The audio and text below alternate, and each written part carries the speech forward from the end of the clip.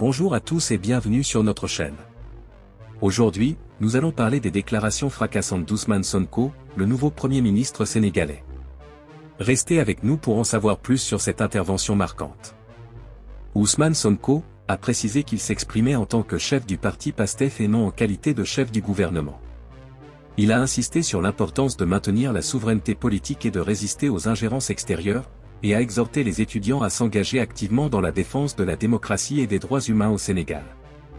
Il a maintenu sa position sur la question de l'homosexualité et affirmé que le Sénégal et beaucoup de pays africains ne peuvent accepter une quelconque velléité de leur imposer ce phénomène.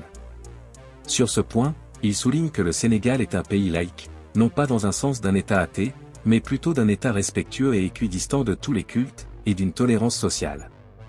Pour finir sur ce point, il affirme que la France interdit la polygamie et n'arrête pas de stigmatiser la religion musulmane. Si aujourd'hui l'homosexualité n'est pas acceptée par la population sénégalaise, que la France l'accepte ainsi. De même, sur la monnaie africaine, Ousmane Sonko reste sur ses positions de panafricanisme pour la souveraineté de l'Afrique et souligne la diabolisation de tous les dirigeants qui soulèvent la question de la monnaie.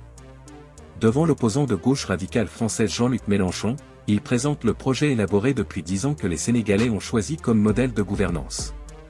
Ousmane Sonko résume le projet ainsi: l'Afrique peut et doit être une importante locomotive de croissance mondiale, mais aussi il souligne que l'Afrique doit refuser un traitement infantilisant. Ce modèle est aussi axé sur la promotion et le développement des langues nationales, malgré ce partage de culture depuis plusieurs siècles. Concernant la présence de bases militaires au Sénégal, il a affirmé: la présence de bases militaires au Sénégal suscite des interrogations légitimes. Sur la question des matières premières, Ousmane Sonko fustige les exploitations inéquitables et vise une renégociation des contrats. Concernant les 2 poids 2 mesures des Occidentaux, il déclare: durant toute la période de persécution extrêmement violente contre un mouvement politique, ayant entraîné la mort de plus d'une soixantaine de personnes, des milliers de blessés, et plus de 1000 détenus politiques, vous n'avez jamais entendu le gouvernement français dénoncer ce qui s'est passé au Sénégal. Il a également accusé l'Union européenne de garder le même silence complice.